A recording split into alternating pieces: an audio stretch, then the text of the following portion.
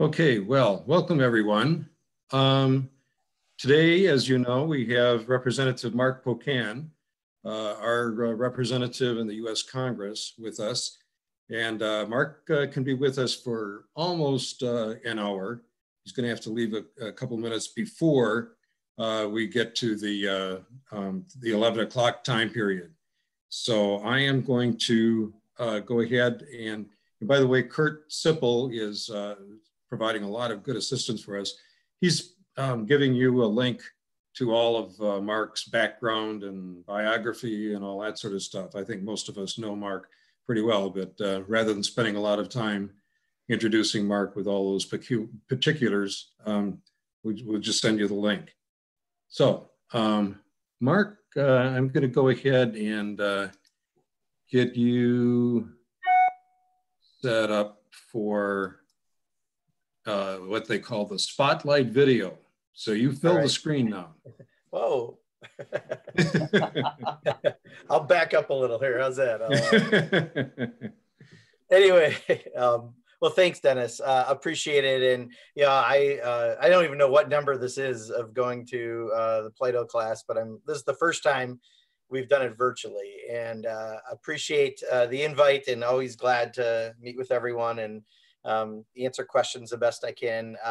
I'm just going to say a little bit at the beginning. I'd rather keep the time for questions because I think your class always has lots of questions, and I don't think we need to prompt folks. So I will just say kind of where we're at. We're 2 weeks from the election on November 3rd, 14 days. And we're watching all of that very, very closely. Just my quick observations on election, and then I'll go to policy and I'll open it up. Right now, Wisconsin has been pretty consistent with a narrow margin for Joe Biden for president. That's really the main election in Wisconsin. We do have state legislative races up.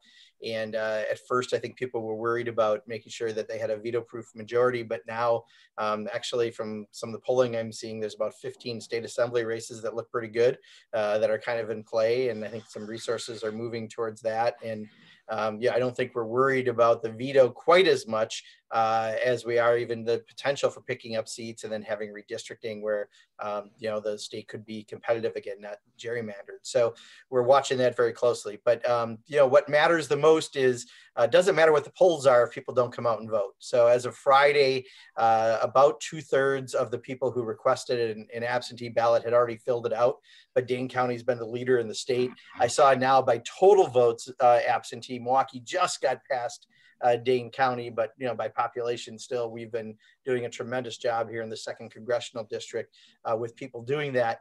As of today, early in-person voting starts. So I just cut a video. If you see the video, I'll have the exact same shirt on, so you'll know I literally cut it a half hour ago.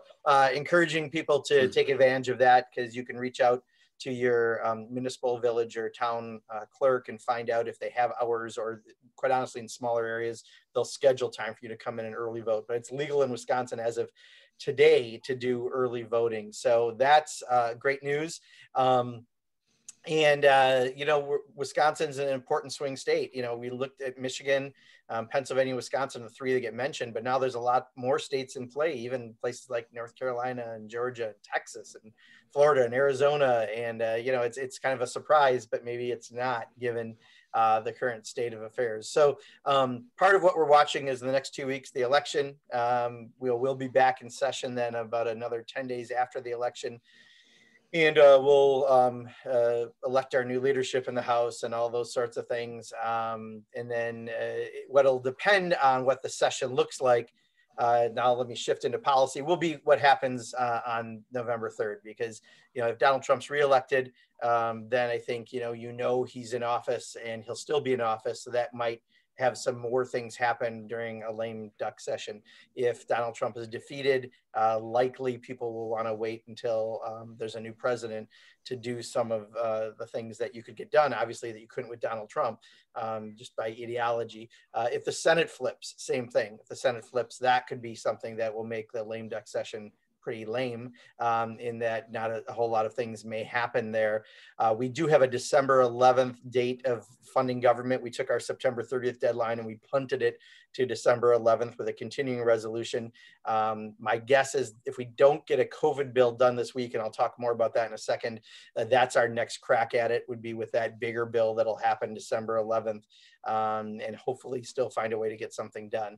But a lot depends on what happens. I think everyone thinks the House is going to stay Democratic hands, so I'm going to stick with that. We think we're going to pick up actually 10 or 15 seats, but the question is, do we pick up the Senate majority, and what happens with the White House? So that's going to be what we're watching for much of the legislative session that happens between now and January. The one exception would be we're ready to go back at any time for a COVID bill. The House Democrats passed the HEROES Act back in May. For 2 months, the Senate Republicans did nothing. They finally came up with a bill. Their COVID bill had funding for F-35s and doubled the exemption for 3 martini lunches. Not exactly COVID related. They couldn't even pass that one originally. We got to negotiations. Their bill was about $1 trillion. Our bill was just a little over $3 trillion. Nancy Pelosi proposed we just meet in the middle with the bill and then figure out the details, and then talks broke down. President did a few kind of executive orders, some that worked, but not many, most that didn't. So we really have a lot that has to happen, because we've got people who have lost the extra assistance, who are unemployed. There's small businesses that are still hurting, that have lost demand at no fault of their own, just like the people who've lost a job at no fault of their own. We still need to protect our frontline workers, because that did not happen in an adequate way in the CARES Act. And we still have to get money to local and state governments to be, they're the ones doing the testing and the contact tracing and everything else. So there's a lot that is at stake. The good news is, I guess the good news, maybe that's not the right word. The news is that Nancy Pelosi said the president had till today, because there is a process that it still takes for us to get something drafted, voted on, et cetera, before the election. That seems to be helping. Last night, they did have a little bit more aggressive talks that even went to the staff level, which is when the real work happens. So there were some conversations with the appropriation staff, but I just don't know if they will reach a deal or not. Part of the problem we've had recently was, there'll be a line that we wanted $100 billion for, and then we agreed to go to 50 billion with some language that allowed us to spend 50 billion like 100 billion, to spend it smarter. And they would agree, and then the next day they'll come back with the cut of 50 billion, but not the language. And so you don't even have an agreement when you have an agreement, which is why I think Nancy Pelosi said it was 1 step forward, 2 back in dealing with this. She has told us, and these are her words, help is on the way. We will get a bigger bill, and that it will be retroactive. But for many people in small businesses, retroactive doesn't mean as much as getting help right now, which is why we're still trying to get something done, and we will be ready to go back in a second should something get put together. So I think I'm going to leave it, Dennis, at that, because I think people might have lots of questions, because we're not doing a whole lot of other legislative work.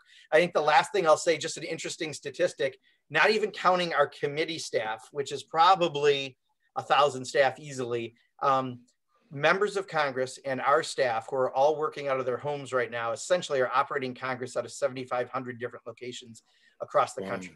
So think about that, and why logistically it's much more difficult to get anything done. The good news is I think we're still doing casework really well in the office, with a few exceptions of some agencies that haven't worked as well. But I think the tough part has been the policy side, and you can't bring all the members into negotiations like you'd like to, because we're working remote, and we should be working safe. And if people want to talk about COVID and Wisconsin numbers, I'll be glad. I have lots of opinions on that subject, and I spend a good deal of my time, probably a quarter to a third of my time, dealing with that as well. But let me just open it up, and I'll be glad to take questions if people have. Mark, what kind of evil things can Trump do if he loses over that time? For example, if the December 11th shutdown, he could shut down the government. But what other kind of things, and what do you see about stopping some of those? Yeah, so there's a lot of things he potentially could do.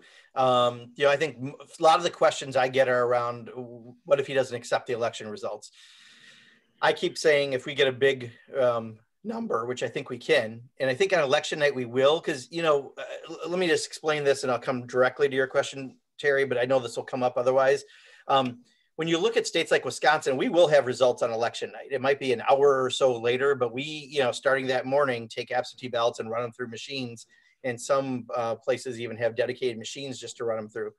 Excuse me. So we will have results, and you'll have them in most states, other than like California and New York, where they allow them to come in for another, week after, or 10 or 14 or whatever amount of days they're postmarked up to the election date. We already know election night, California and New York are going to be going blue. Where I don't know is who some of my congressional colleagues will be. That I might not know in a swing district for 2 weeks, right? But we'll know the presidential numbers. The biggest problem state will be Pennsylvania, I think. We won't have definitive information perhaps on election day unless the results are big. So, one thing is, what can he do if he doesn't accept the results? The good news is it's pretty tough, because I think if we have a big number, or just by what states, have different procedures in place, I think we should have definitive results on election day regardless. It's my hope, but I think that's very possible. As far as what he can do, he's still president. He still has the power of executive orders. I think the biggest difference will be that, we finally, Ben Sasse kind of broke the glass ceiling of Republicans saying something about him. I think people who are realizing what we're hearing from, a lot of pollsters right now is that Trump is taking others down. And if that's the case, at some point, people who want to be president 4 years from now, they're not doing it for altruistic reasons. They're doing it for selfish reasons, but whatever, may start saying things and doing things differently. The good news is, when Trump wanted to move the election date, even Republican leadership said, no, you're not going to. I'm thinking that will occur, that if he tries to do anything too crazy, that hopefully some of those people that want to be now in charge of the Republican Party, not the cult that Donald Trump has been running, that we've been experiencing, in my opinion, for the last 4 years, they have to rebuild the political party short of a cult leader. And that's going to require some people standing up and doing things differently. So my hope is that that might be somewhat of a balancing force with whatever he could do. So 2 questions out of Philadelphia, Pennsylvania you brought up. Do you have any insight to the House race in the 17th, Lamb versus Parnell? Is that district a bellwether for the state? And if the Dems lose that, does it mean we lose Pennsylvania? Yeah, I don't think Lamb's going to lose. I mean, it's a tough district, but he's been elected, I believe, in a special, and I thought he was even reelected in a general. But it's one of the tougher districts there. But I don't know if I would say any single district is a bellwether. A lot of pundits may come up with brilliant ideas like that on TV. But, the fact that he's been there already and he hasn't done anything wrong, in fact, he's a pretty savvy politician, I don't think he's going to lose. But I couldn't tell you. I mean, on my incumbent side, honestly, the one who, in our backyard, Ron Kind has one of the toughest races in the country for an incumbent. They put $2 million behind his Republican opponent. Scott Walker and Ron Johnson are helping raise money. Rumor has it that if Ron Johnson doesn't run for the Senate, Scott Walker wants to. So they're both, according to Ron Kind, raising money for his opponent. And I think Ron's opponent raised $1 million in the last quarter. So we actually have a pretty competitive race here for an incumbent. But when I hear the races that are mentioned, and I did talk to Sherry Bustos just 2 days ago about it, Connor's race wasn't mentioned as one that they're worried about. So with the Supreme Court ruling yesterday 4-4 on letting Pennsylvania continue to count 3 days afterwards, is that good news for the case going in Wisconsin to count for 5 or 6 days afterwards? I don't think you can assume anything on that. And honestly, I think I have been making the assumption that election day is election day. And if ballots can come in later, I don't think it's going to be as big of an issue, because you can no longer request that absentee ballot, right? That was through, well, I guess you could still request, but of the ballots that are out there right now, like I said, in Dane County, already 2/3 were returned as of Friday. That number's even higher by today.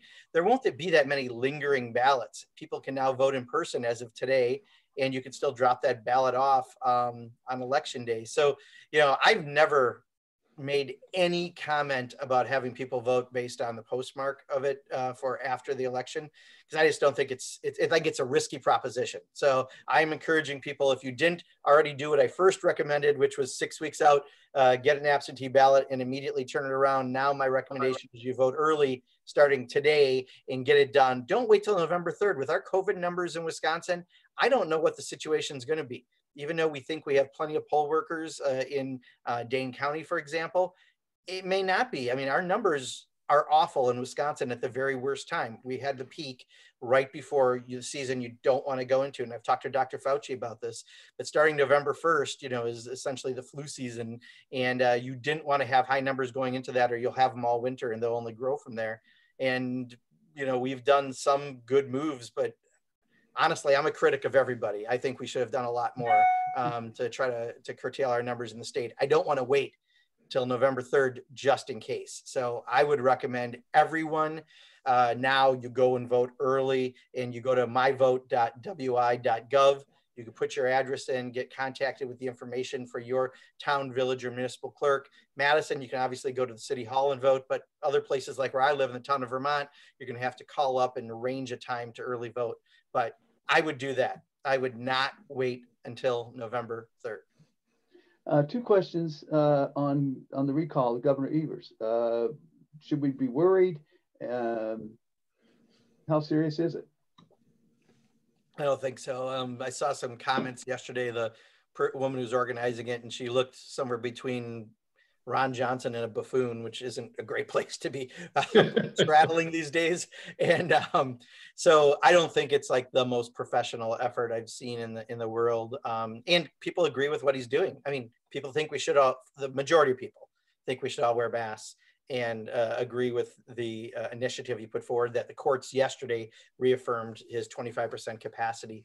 But, this is the go time. We've got a couple weeks not to screw this up. And, I was even texting with some Republican leaders yesterday, trying to basically say, don't F this up. I'm nervous about COVID numbers. I have way too many conversations with Dr. Fauci and Dr. Gottlieb and others who I respect on this front. I don't like where we're at in Wisconsin right now. I don't like the fact that people are having 200-person in-person inside weddings right now. I don't like the fact that people are having Packer parties right now. I'm very appreciative of the university's efforts to not have 1,700 people going to the football game and bringing them all to one area and then to restaurants and bars after that immediately in the area. We need to take this as seriously as we have during this entire pandemic in the next few weeks to try to turn our numbers down in Wisconsin, or else we're going to have these numbers the whole winter, and then we're going to be living through this kind of limited capacity, unfortunately, for quite a while. If the Dems take the Senate and presidency, can Congress write laws that limit the Supreme Court's authority to review them? So I'm not the expert on this. I can tell you the main ideas that are out there is, can you have some kind of Supreme Court reform? And, the term that people have been trying to use who don't like the idea is you're trying to pack the court, right? That you'll add court seats or change the term limits, et cetera. I would argue we've seen packing of the court for the last 4 years, right? 4 years ago, Barack Obama wasn't given a pick in his last year. Right now, 10 days into the election, another one came up, and now they're trying to fast track a nominee. So I would argue there's been packing going on already, and that's a problem. But yes, you can. The problem is in the Senate, your margins might be very tight. And, Joe Manchin and Kyrsten Sinema are not exactly the strongest when it comes to, strong Democratic ideals. And, it's a tight margin you'd have in the Senate, but I certainly think a case could be made to have some reviews if you have this kind of packing that's been going on for the last 4 years. Why do you think the poll numbers between Trump and Biden have been so stable in Wisconsin? Why do you think it's still a toss-up? Why are we so divided here? Or do you think it's not as close as they're saying?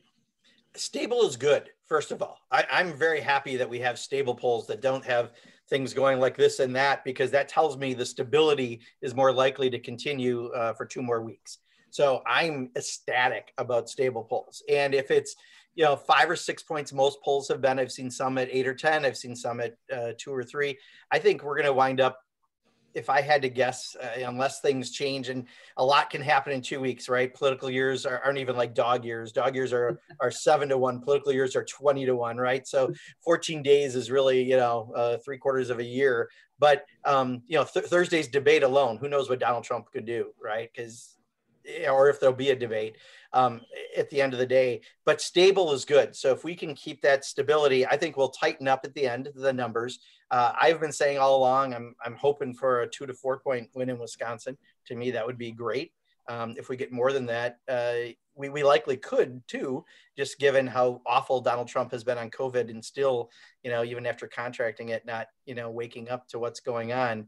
but the stability of the polls is the best thing that we have out there. The fact that they haven't gone back and forth tells us that, people are pretty consistent where they're at. Now, the real trick is getting them out to vote. And, I tell anyone who's got anxiety about what could happen election night, what could happen after the election with the president, take all that energy and nervousness and anxiety and put it into making calls to get people to vote early between now and November 3rd, because that's the single best thing that we can do to make sure those polls are a reality. Why is Ron Johnson spreading Russian disinformation about the Bidens?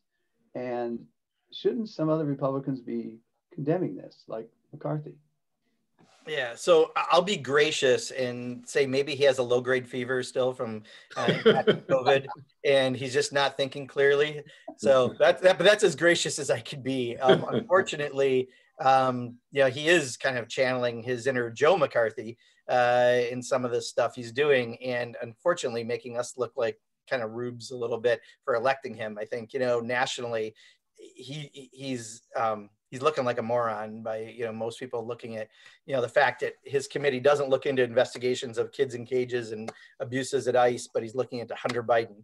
And then when the Russians give information to Rudy Giuliani and they put it in the New York Post, and the reporter won't even put his name on it, and even Fox News turned down the story because it was not credible, he's the one out there putting it out there as aggressively as possible.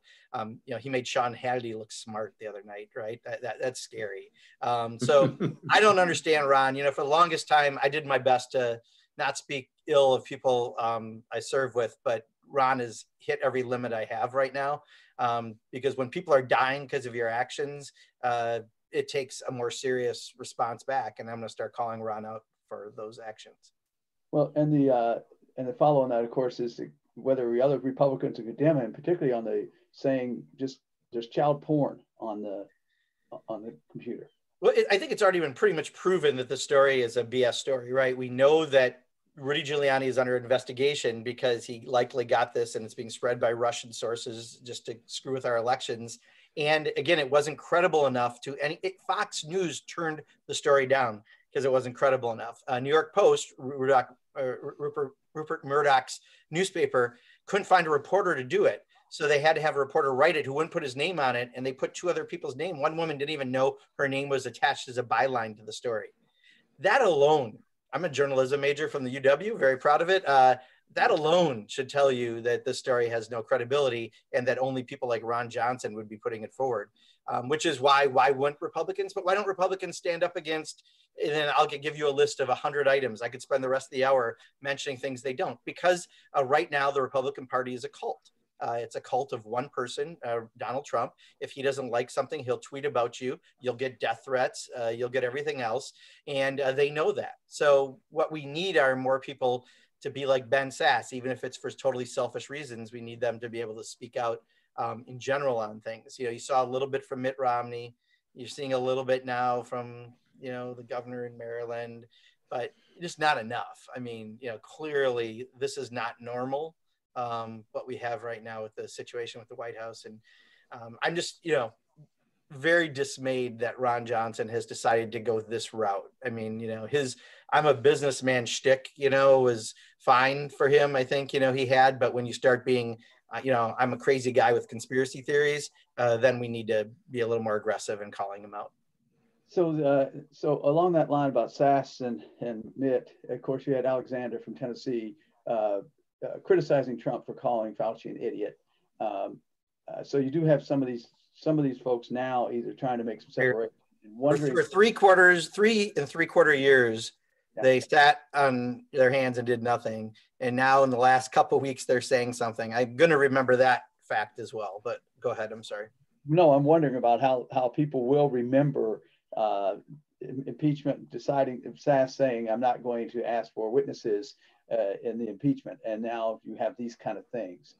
They didn't say the quiet part. They didn't say it out loud. And how will people remember this? How will that be handled? Honestly, that's going to be a Republican Party issue because they're going to be vying for alpha, elected official in the Republican Party, and I don't understand the Republican Party enough because I don't understand racism and I don't understand sexism and I don't understand homophobia. So I guess, I'm not going to be able to tell you how to work within the Republican Party, but they're all going to have to prove themselves who's going to be the next leader of the party, along with Ted Cruz and, a bunch of other personalities, Tom Cotton, and don't forget, they still have a lot of interesting people like that.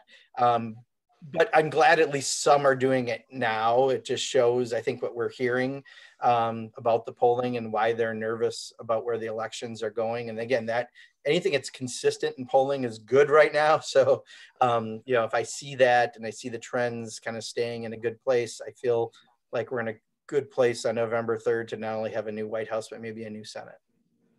So why would Trump yesterday in his campaign call, which he knew there was reporters on it, why would he say things like about Fauci being an idiot and being wrong all along? What is that?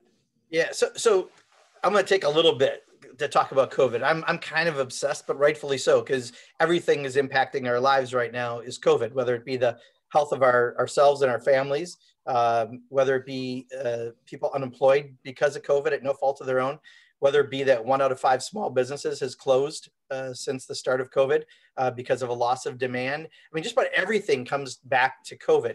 And this president screwed this up from the very beginning. He never had a national plan. He didn't take it seriously. He had the information, but didn't share it with the American people. I don't know why. I really can't tell you why, other than he's a narcissist. We know that. He's got all sorts of other, I'm sure, clinical definitions to him, but he didn't do his job as president. And then when it started to get worse and worse, and he said it's going to go away and all the rest, he then decided, because he screwed up, that a mask, this is my opinion, and I believe this so firmly, he sees a mask as a symbol of his failure.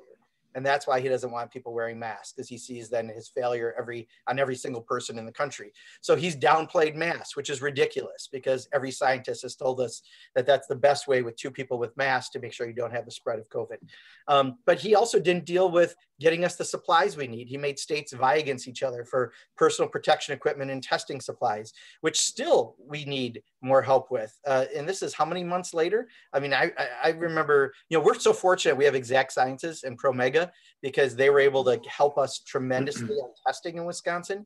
But the hospital still didn't have the PPEs and the stuff they needed here in Wisconsin to do what they had to. So now, fast forward to now, and now we've got these horrible numbers. We hit our peak in Wisconsin at a really bad time. There was some COVID fatigue, I think, by some people.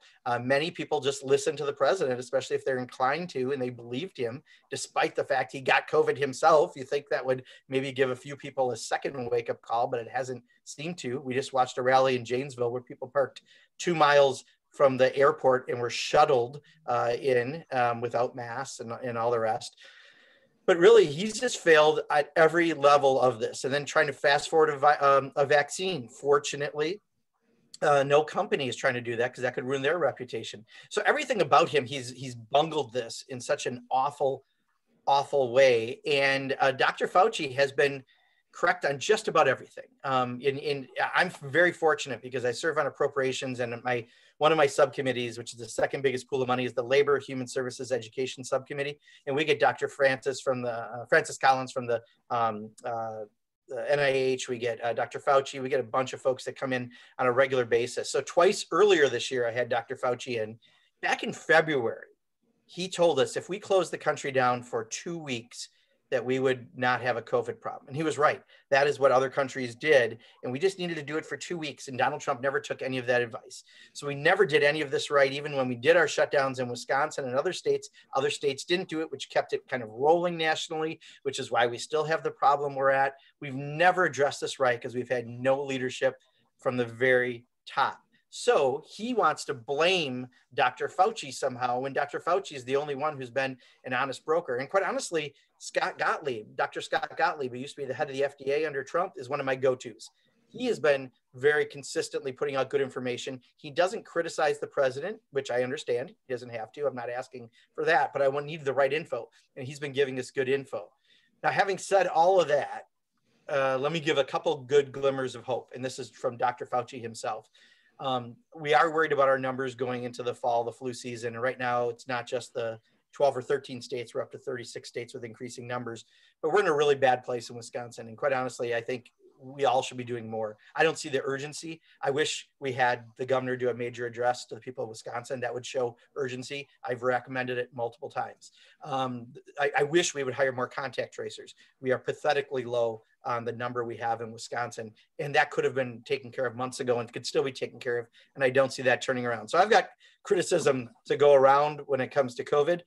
But the good news is Dr. Fauci thinks that we will have vaccines by the end of the year. He says of the 5 or 6 that are in phase 3 trials right now, phase 3 trials means a double-blind placebo studies with 30 to 60,000 people. So these are big numbers. When you see a study pulled because someone got sick, that's a very good thing. That's exactly how they're supposed to work. These are giant numbers of people. If you have like one person getting sick, they're pausing it. That's perfect. That's giving us the data we need. He feels from everything he's seeing by the end of the year, we should have a vaccine. The question will be, what's the efficiency? Is it 50%, 70%? We don't know. For example, the measles vaccine is like 98%, I think. We don't know what that number will be, but he thinks we'll have tens of millions of doses in the first quarter and hundreds of millions by the second quarter. So there is light at the end of the tunnel. The problem is right now, there's just so much more we need to do nationally and in Wisconsin. And if we don't, we're going to be at these high numbers with limited capacity rules we're going to have in place, or else, the hospitals are basically at 85% capacity right now. That's where we didn't want to be in Wisconsin.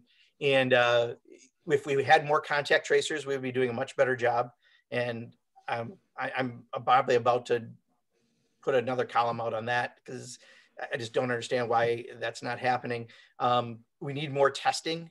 We need to crank that up. And that's not the fault of anyone in state. We need those national supplies to really do what we need to do. But there's a lot that needs to happen. And I got to tell you, this is, again, 25 to 33% of my time right now. I deal just with this kind of stuff. It is not directly related to the congressional job, but it is tangentially. And I'm trying to do everything I can to make sure our numbers, I never wanted to get to where I saw coming 3 or 4 weeks ago. And now we've got to get out of it really quickly. Do you know if they were able to get the number of minority folks to be in the tests? There was some discussion early on about that you don't just have people who are white, 40 years old in these tests, and that they're, whether or not they would really work for all the population. Yeah, so I'll tell you, the only question I have heard out there, and because Dr. Fauci didn't raise it as a concern, I don't have it as a concern, is I heard, sometimes children you have different numbers in, but, those parameters have been out there forever on vaccines, right? So it's not like we're doing something new for the current vaccine for COVID-19. So I don't think that's a concern. The only thing I have heard brought up a couple of times is sometimes, you got to make sure it's also going to work and valid in children. And since we're finding children are some of the super spreaders themselves of COVID, that, I just don't have an answer to that. But again, I trust Dr. Fauci. I really do. I trust him with my life. And, he's an honest broker. He's early on said all the things that we should have done that we didn't do because Donald Trump refused to. And, I think he's been as honest as he possibly can in his position. And some people have criticized him, if I can just take a little tangent, Terry, because I am a big Dr. Fauci fan, because he hasn't stood up to the president more. But if he did, he may not be in the position he's in.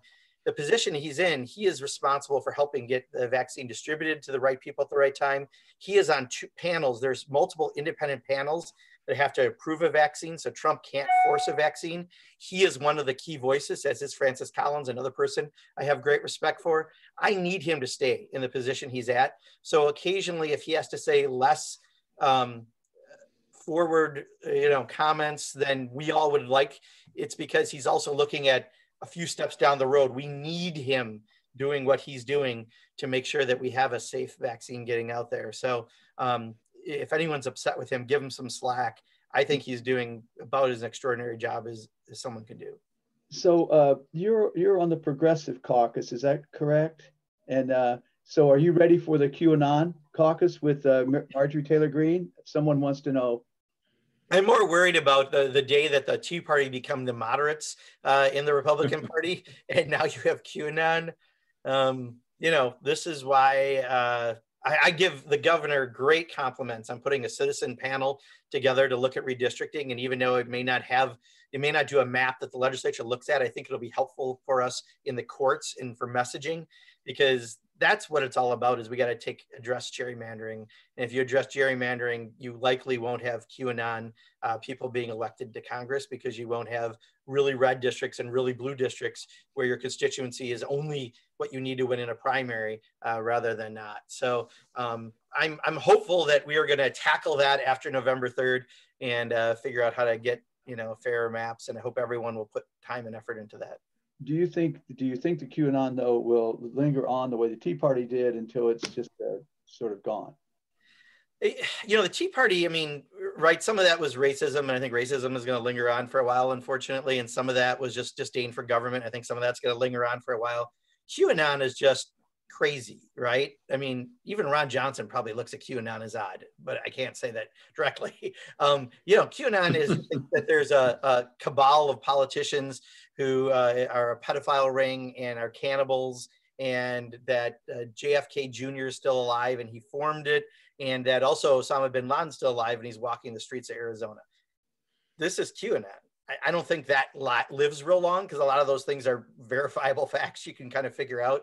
So I just think, you know, when you have someone as crazy as Donald Trump as president, QAnon can thrive a little better than when you have someone who might be more normal. So as a journalist, someone wants to know whether or not, based on, we see the damage done to the presidency by Trump, what about the damage done to the credibility of the press in terms of how they follow, what they've done, when they jump on things, how quickly? And I don't know if that question actually is also mixing in with social media, but dealing just with the press itself, can that be reversed, or how do you do with that? Yeah, so two things. One, I mean, Donald Trump has done some damage to the media in general, right? Just by his comments and his behavior. And I think some of that will linger, unfortunately. And to the second part, I think more specific part they asked, some of it is self-inflicted. I mean, when you want to get something first rather than right, that's a problem, right? I miss the investigative journalists. You know, I mean, a talking head on TV, someone who can comb their hair well and look good and deliver lines that someone else wrote, is not exactly my idea of journalism. I mean, yes, they go through J school, and I understand that, but to me, journalism are the people who do the hard work and asking the questions. There's some really great journalists out there, but they're not necessarily working for major networks or even the cable networks, you know, right? So, you know, I could go for a long time on my theories of journalism. I happen to respect, for people who are progressive, the Intercept newspaper. It's very left, right? It's you know, progressive caucus, you know, side of the ledger, but they do some really great investigative work still. And there's some other journalists who do that. Absolutely. I'm forgetting the gentleman right now who's doing great work on people being thrown off the ballot. Greg Palast, he's another person, does some really great work, right? That's the kind of journalism that you know, when I went to J school, even though I was advertising PR focus of the J school, that's what I always respected. And I think, you know, I remember some of the professors that, you know, taught in that vein. Now journalism is anyone with, you know, and they're filming and they're putting something on social media. Is that journalism? I don't think so, but it kind of is, right? With Instagram, with TikTok, you know, now you can dance and deliver journalism, and that's what people watch. Right? I mean, so, you know, I don't want to be an old fuddy-duddy and say, you know, back when I went to J school, this is the way it was. It is evolving.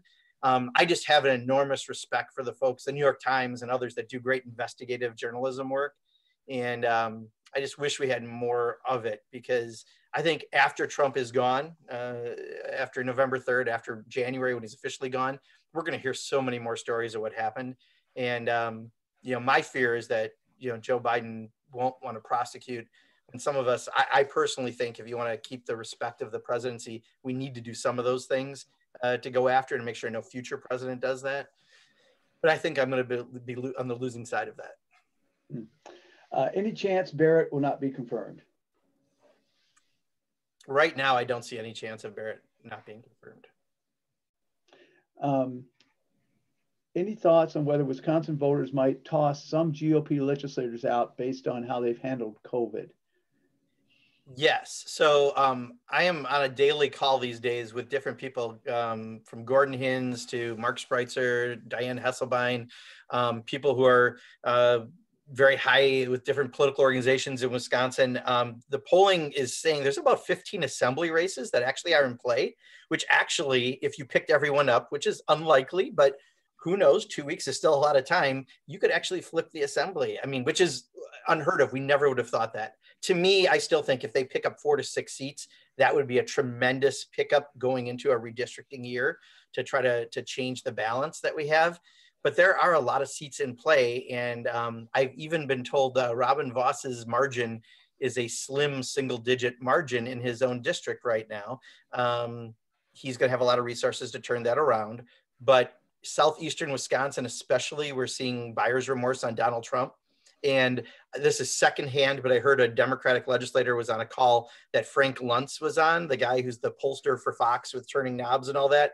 And his advice to Republican legislators was run away from Trump now.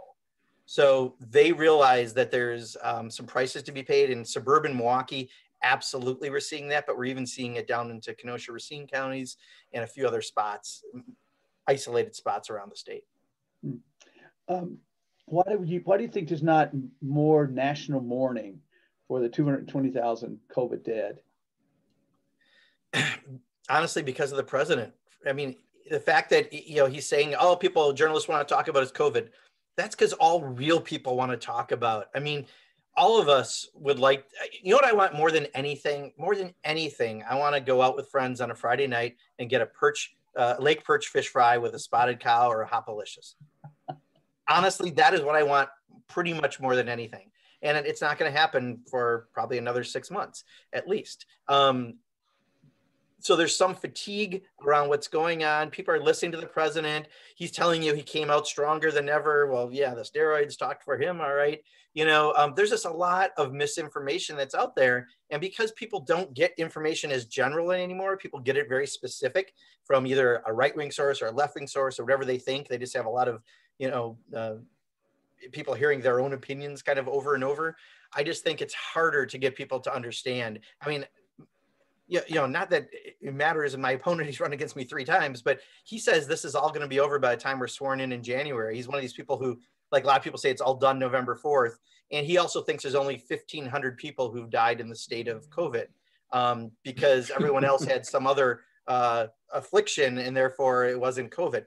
That's just crazy thinking. And I don't know how you stop that, other than I think people are justifying in their head why they still support the president. Why, and some of it might be, let's face it, the country's changing, right? We're not going to be a white male majority run country anymore, right? I mean, towards the future, and people who want to hold on to that are going to hold on to anything that allows that fantasy to continue, but that's not where the country's at.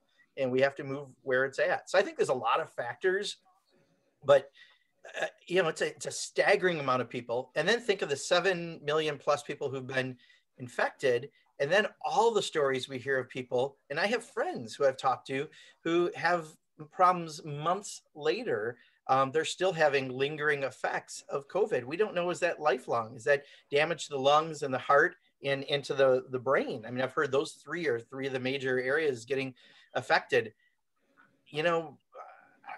I think there's a lot we don't know about COVID yet. And, this president, there should be a crime for what he's done because we didn't need to lose this many people. We didn't need this many people to be infected. We could have early on did a simple shutdown, a real shutdown, and taken care of this. And to this day, he's handling it all wrong. I'm sorry, I just feel very passionate about this subject because, there's no excuse for what happened. And you would think everyone would not support him based on what has happened and what he did. But, the fact that I still talk to people, including in-laws and others who think, that, 85% of people with masks still get it, so masks don't matter. And all this misinformation that's out there, they're using it as justification for why they still they're supporting Donald Trump. But all of that makes you do dumb behavior that's infecting others. This is a time we have to be selfless, not selfish. And yet sometimes we're not good at that. Yeah, I'm thinking about the old Dixie Chick song back, read the list of the Vietnam dead at halftime, the football games on Friday night. Very different time. Someone wonders whether or not Nancy Pelosi might accept a less than perfect stimulus bill, which doesn't really help folks and actually becomes a political problem. How far, and what's your view? How far can she cut and give away? I mean, you mentioned state, local government. That's huge. It's a great question because it's something I'm dealing with in the actual part of my job a whole lot because we had a couple more progressive members, or one in particular, say she should just take the deal on the table. To me, that is, well, let's put it this way, okay? I'm going to go back a few steps. When people say if you want a friend in Congress, get a dog, there's a lot of truth to that, right? So a lot of colleagues, if they think something can get them on national news, they'll say anything, right? And I'm not saying that anyone did it specifically for that reason, but I do see that often as a driving factor. And a few folks have said, Nancy should just take the deal that's out there. The problem is the devil's in the details of the deal, not the dollar amount.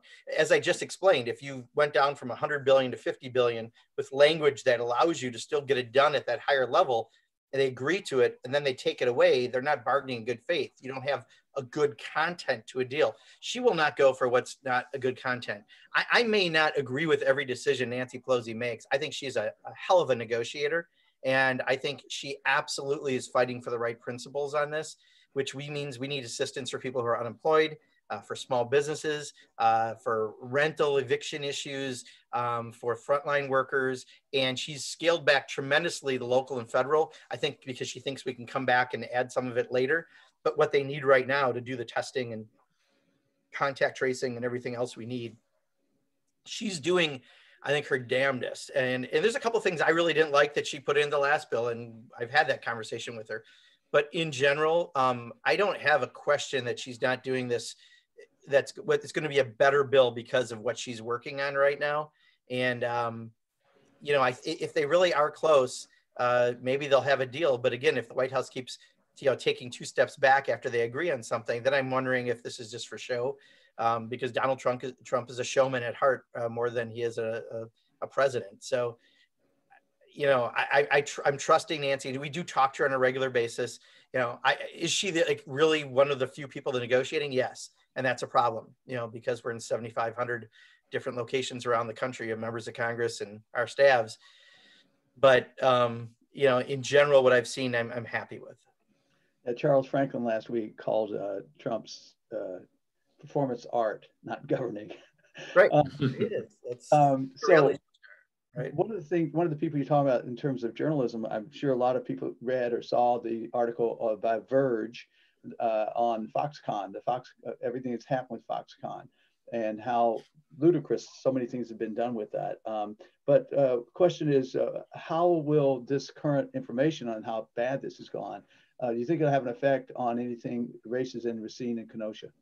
It could be, because I just told you the polling data in those legislative districts right now is surprisingly good for Democrats. So it very likely could be. I also think the Kyle Rittenhouse murdering a couple of people down in Kenosha could have an impact. I was in Kenosha, that's my hometown, the day that Donald Trump went down there. And I talked to a number of folks that I knew down there, and by and large, I don't think people are worried. Donald Trump is trying to use this fear around, the people of color might show up in your neighborhood and break stuff, right? I mean, it's all based on absolute racist garbage that he's putting out there. But the people I talk to and people in suburban Milwaukee, because again, those numbers are doing really well for Democrats, I think are less worried about a race riot breaking out on their cul-de-sac as they are that stupid 17-year-old kid down the road they've never liked coming around with a gun thinking he's law enforcement. And that's what Donald Trump essentially has done, is supported that militia style thinking. So I think there's a number of factors that are working in Southeast Wisconsin that are interesting. Foxconn, I guess the good is, they're not going to get some of the state monies because they haven't hit the standards. The bad is, though, a lot of money was still expended to widen roads, to do eminent domain, to do all this other stuff down there. And that's where more the negative effects are. So I do think that might be part of what's in play down in Southeast Wisconsin. And I know we want to let you go in about 3 minutes, so I'm going to ask you one of the questions here about maybe on the upbeat. What can Biden really do if he were to win? What can he really do to heal this country? We'll let this one be your benediction. Yeah, I mean, one is just be normal, right? Although I prefer the term new normal. I've heard more, and I'm using that more because I think we can be better than what just normal was, but just normal, right? Someone who acts like a president, walks like a president, talks like a president would be helpful. But he's also a guy who's always done that sort of thing. I mean, I'm going to have problems with him as a progressive on some policy that I'm going to try to convince him to move in a more progressive area. But he is a kind of a healer, and he's extremely empathetic going through all the life experiences he has. You know, I think what you're going to see, and let me add this to the answer, 3 things moving early, at least that I'm hoping will move early in a Biden administration. One is COVID relief and getting a vaccine out into the right people and doing that right. 2 is a big infrastructure bill, because we're going to need to get people back to working, especially with the number that are unemployed. And we have a crumbling infrastructure. And that means not just roads and bridges and schools, that means broadband and water delivery systems and energy grids and more. And then 3, I think very high up on the list is that HR 1 bill we introduced, which is the most comprehensive campaign finance, ethics, and elections reform bill. Almost everything else will hinge on those democracy points that we're going to have to pass in a bill. And I think there's a lot of movement to get that done early in the next administration, so that we don't have as many special interests trying to screw everything up that we need to. So I think those are 3 things to look for early on. I mean, those should be bipartisan things, right? Good government, infrastructure spending, and providing COVID relief to people, or actually the vaccine to people. So hopefully he can, do that around those issues. But I am hopeful. Yet at the same time, I know I've got a lot that I'm probably going to be arguing with him on and trying to move him in a more progressive way. Thank you, Mark. Those are the questions we have here. Dennis, I'm going to turn it over to you for any final words before he leaves, and you can take the class. Okay. Yeah, well, thanks very much, Mark. Again, we really appreciate this is becoming an annual event now that we're looking forward to. So thank you for spending the time, and more importantly, thank you for all your hard work and your passion. We really appreciate it. Well, thank you, Dennis, and thanks everybody. Appreciate it. And hopefully we'll be off of virtual sooner than later. And next time, maybe this will be back in person. But if not, that'd be terrific. Maybe I'll have a new backdrop for you. Thanks, okay. Take care. Thank you. See ya. All right. Bye now. Bye. So I think I had most of the questions. The only one I think I didn't get to was on herd immunity, to hear his opinion on that, and also whether or not, I think he did answer the one about he would trust the vaccine, basically. But I think the only one that's still out there, and others may add things or say if I missed their question, but the herd immunity, I think, was the big one that we missed. But right. Yeah, the herd immunity, as people may know, is the approach that Sweden really emphasized, and didn't work out too well. Initially, it looked like it might, but it turned out that their low rates of infection were really due to other things, and they then had to really back off of that particular approach. Dennis, I have a question. Did you hear anything that you didn't know, or that you piqued your interest that he said that you hadn't thought about? Well, I thought it was interesting to get an update on the negotiations regarding the COVID-19 relief package. That was good.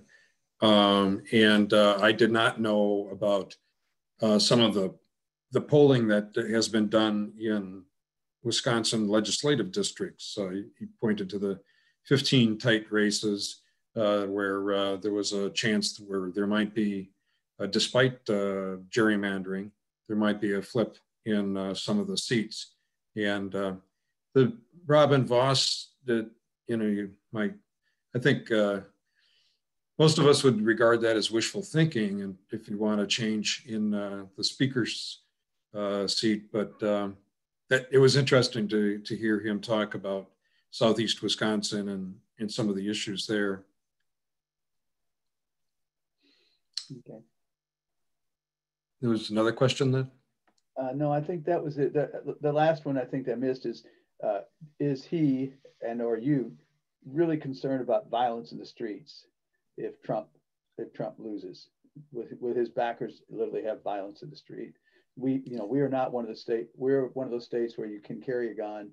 The only thing keeping you taking the gun, as Reed said, would be that if it's in a government building where it's not allowed. Right. Wisconsin. So I guess the question is that's a question of intimidation. But the election itself that night, are you concerned about violence in the streets if he loses? Well, I tend not to be concerned about that. I think Mark made an important kind of distinction. He didn't label it as a distinction, but I think it is an important one. And that is, there's a difference between vandalism and robberies and things like that happen in neighborhoods, which is indeed something that's very scary if that kind of thing starts happening. We don't really have evidence of that happening in either today or there's no reason for suspecting that that's going to happen tomorrow, regardless of the outcome of the election. Protests in the streets, vandalism like we saw on State Street, that's another issue. And even there, we know that there's a distinction between people who are protesting and making a political point or a point about values, and people who, for one reason or another, want to take advantage of a situation and do some looting and vandalism, and they do not represent the majority of people who are protesting. So it's a complicated issue, and I think most people understand those complications, and clearly the evidence seems to be that the so-called law and order theme and approach that has been emphasized lately by the Trump campaign is just not going anywhere. I don't think people really, the Republicans say that that's a key issue when they're polled, but it doesn't really seem like people are expecting it in a kind of real nightmarish kind of scenario.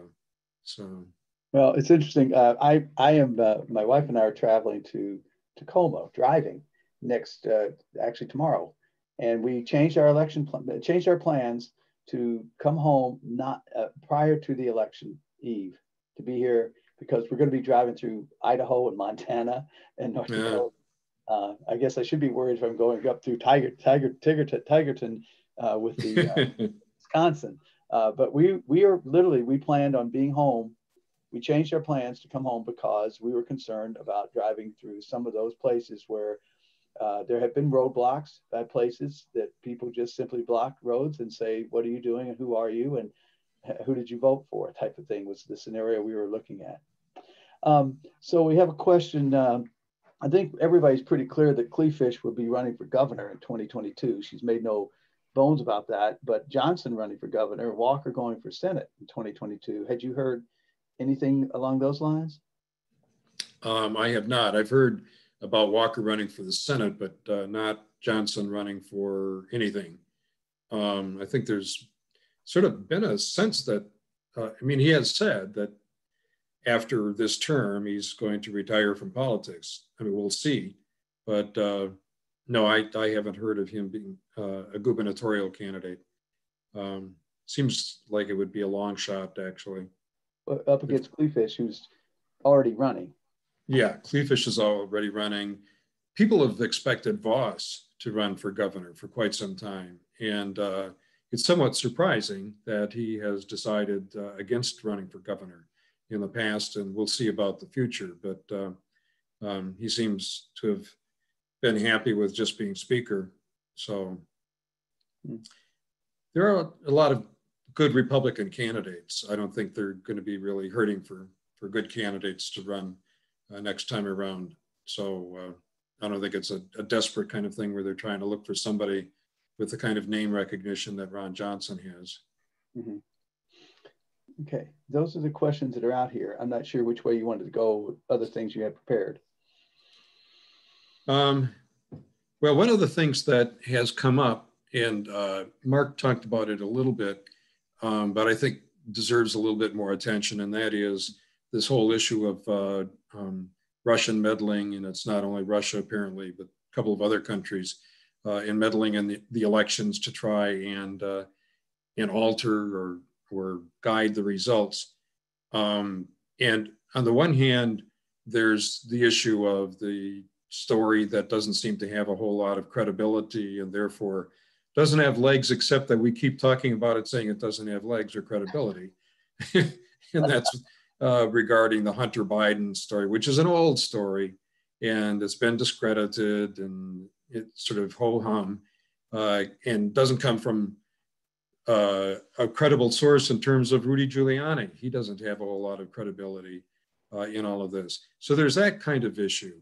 But there's also the kind of concern that we might have a repeat of some of the things that happened 4 years ago and even a little bit before then.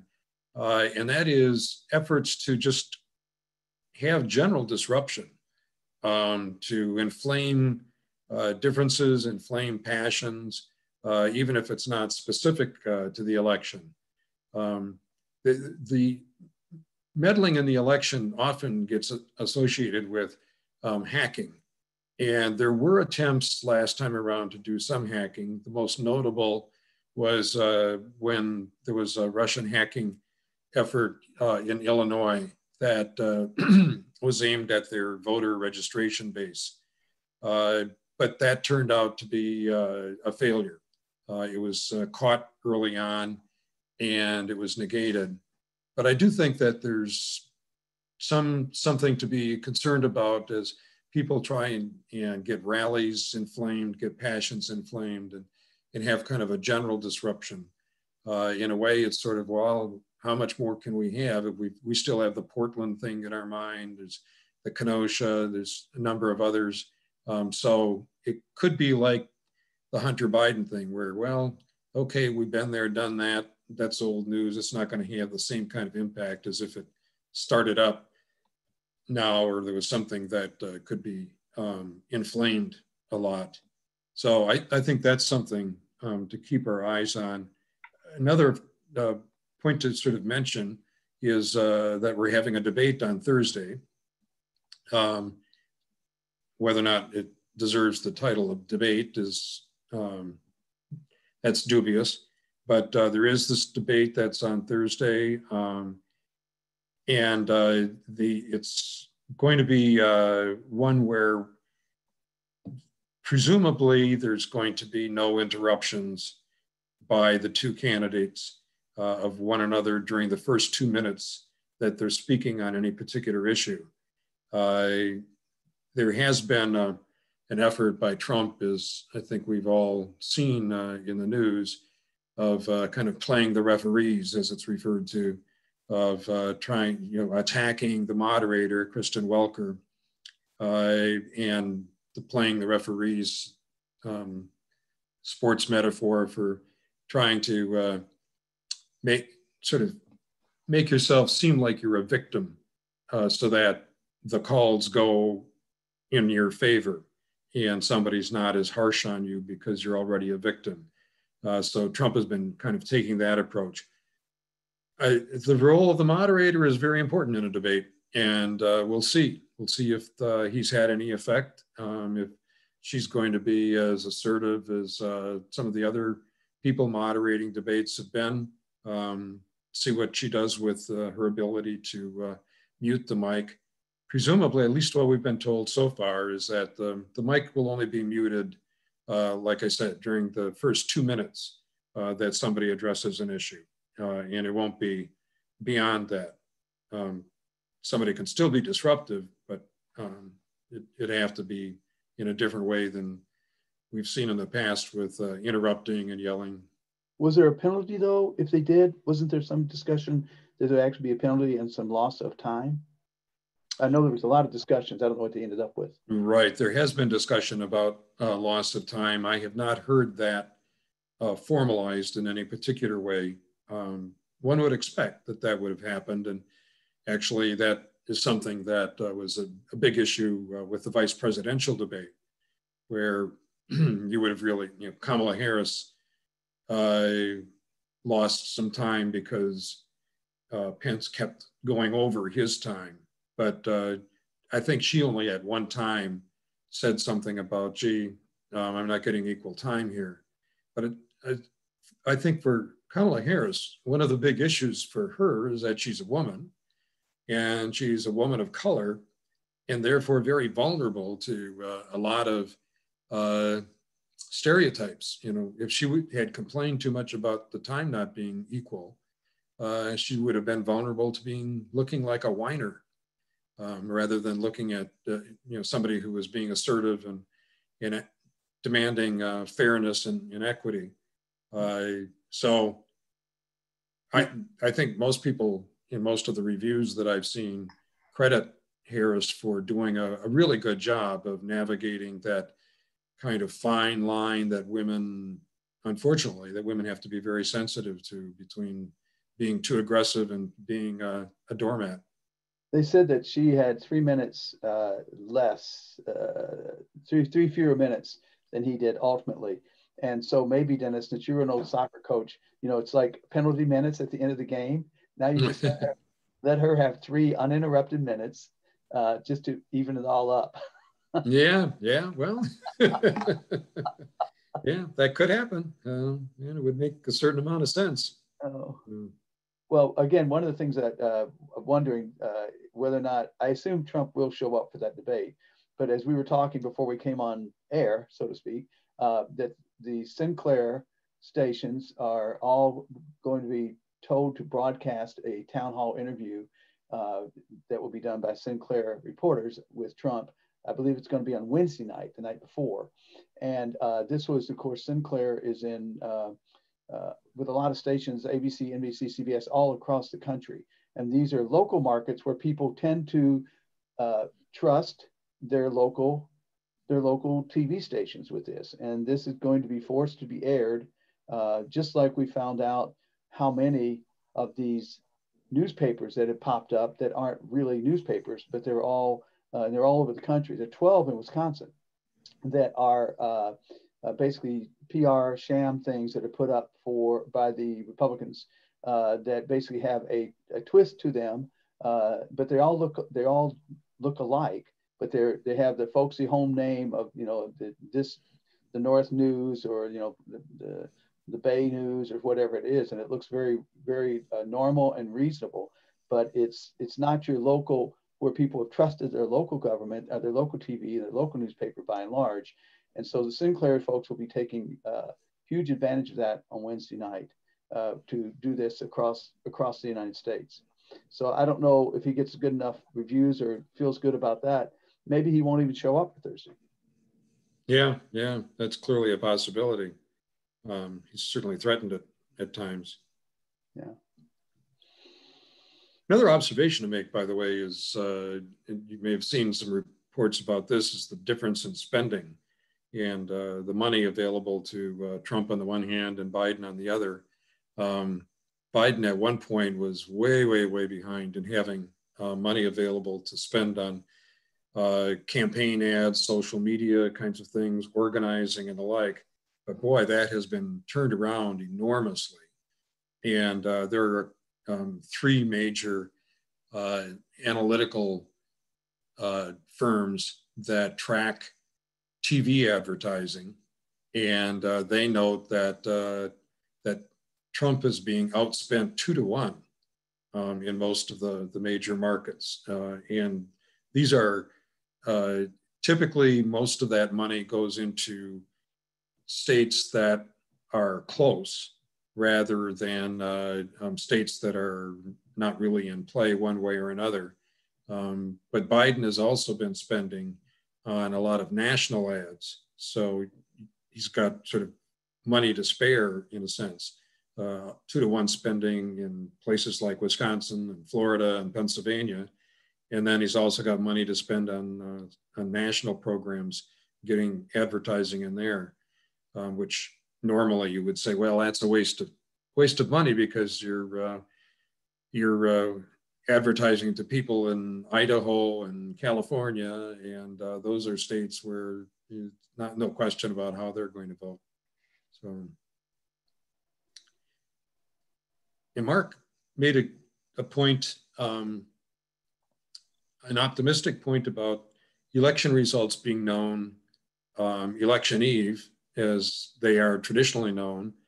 That is an optimistic kind of view, and it's a view that cuts the fundamentals out of one major concern that some people have had, and that is a scenario where we don't hear the results for a long time, that results get reported, kind of like what happened in 2000, where results get reported that one candidate has won, and then more votes are counted, and then, oh, nope, they didn't win, somebody else did.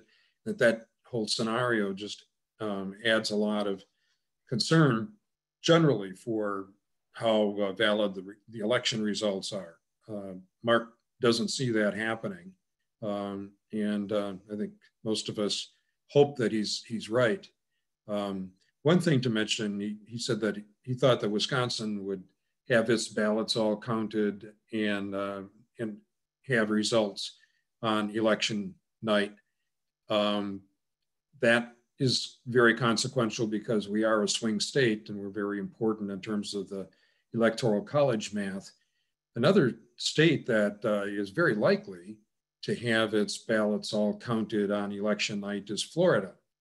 They actually have a process where they can start feeding in absentee ballots into their machines and start tabulating them before election day, which means that then they can process both the in-person as well as other absentee ballots that are coming in and get them done in a relatively timely way. We often identify Florida as a real key, and it once again is. I mean, if it's got 27 electoral votes, and it's kind of, in a sense, an indicator too of how things are going, so that if we hear on election night that Florida has gone for Biden, then you could pretty much say, well, the election is over. If Florida goes for Trump, I think that's probably an indicator that for the Electoral College, we're going to be on pins and needles, and we're not really going to know until we get more states coming in. And then it's going to be not only the 3 Midwestern swing states to pay a lot of attention to, but Arizona, North Carolina, and people have been talking about the possibility of Georgia, New Hampshire. It's been fairly close there, et cetera. Dennis, Florida can't release partial results. They can't let people know so that they say, I don't need to show up, or we're losing, so I should show up. Right. Yeah. No, you're absolutely right, Terry. They can't. They can start tabulating the votes, get a handle on how things are coming, but no, they can't announce results until the evening of election. They can't announce results like any other state has the same provision until the polls have closed, because you don't want partial results to affect whether or not people go to the polls or affect how they vote.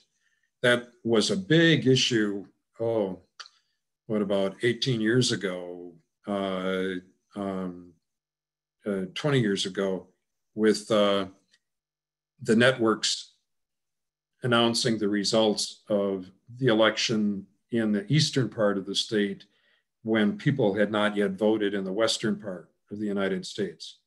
And there was some evidence that knowing the results, if you were in California, if you knew the results of how the East Coast was going, that usually the effect was that you didn't show up to vote. Sort of like, my vote's not going to count. And that can affect not only the total outcome, because it may not be as close as what you would anticipate because of the Eastern pattern, but it also affects down ballot contests. So even if it's pretty clear who's going to be president, well, you've still got a lot of other people running for a lot of other offices. Dennis, when the discussion's going on about packing the Supreme Court, they would only do it in terms of 2, right? You have to keep an odd number, right? I assume, or Yes, yeah, because if you don't have an odd number, then what happens is what just happened, yesterday, day before, with that case out of Pennsylvania, which means that the court tied 4-4, and that means that you are in effect affirming whatever the decision was of the lower court, the court from which you're hearing the appeal. So yeah, you'd have to do an odd number. So you have to add, like you said, add 2, add 4. Wow. Wow. And the other issue, of course, is there's a possibility of putting term limits, that it wouldn't be for life. That's another, that could be done by legislation. It wouldn't take a constitutional amendment.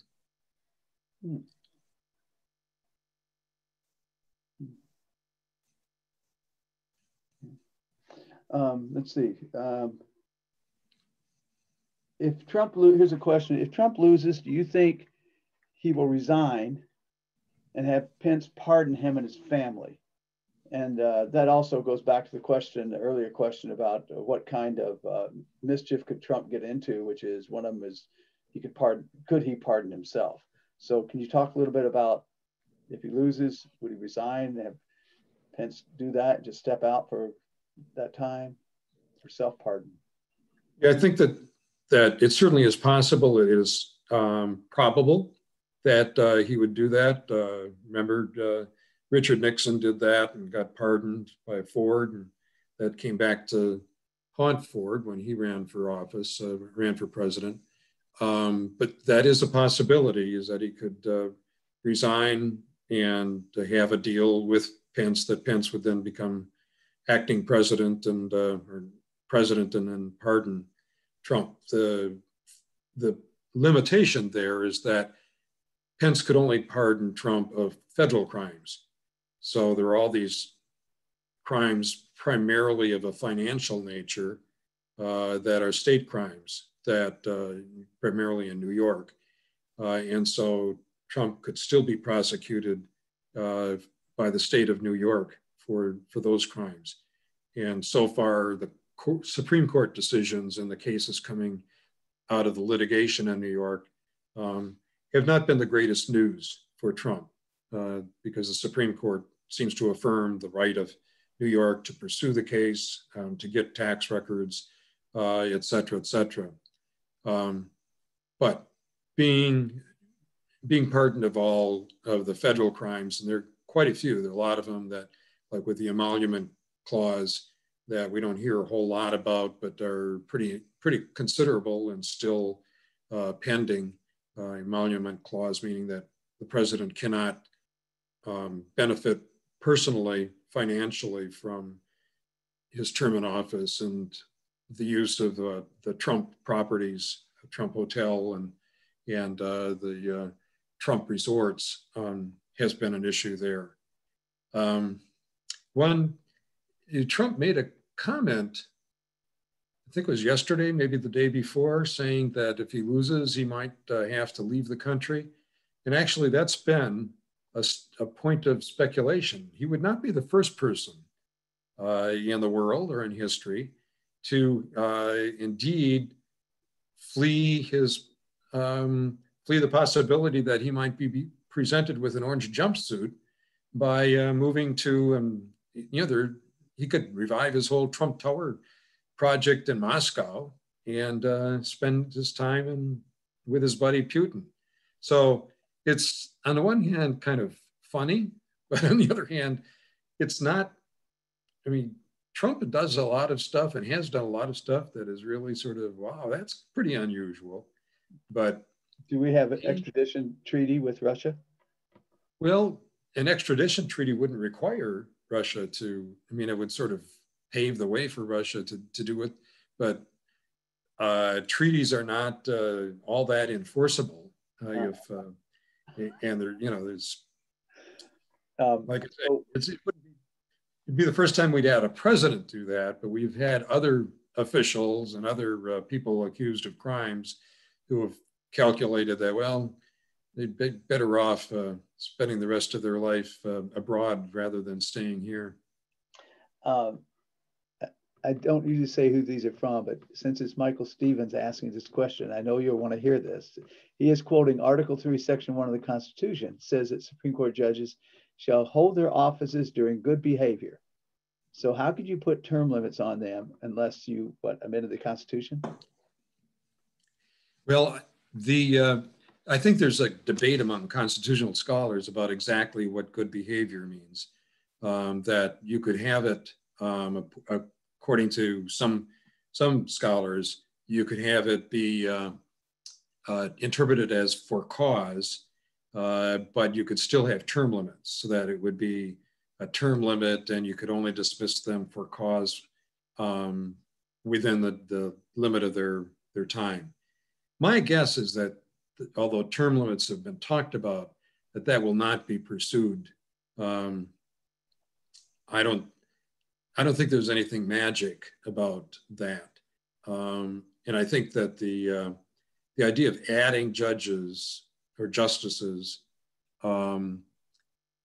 seems to be more of a direct response to what Mark Pocan was talking about, is the kind of, in a sense, packing of the court that has been going on.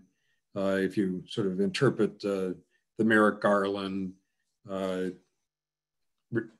if that whole incident as an example of court packing.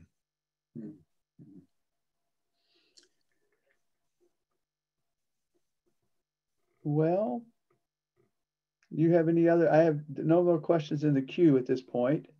Do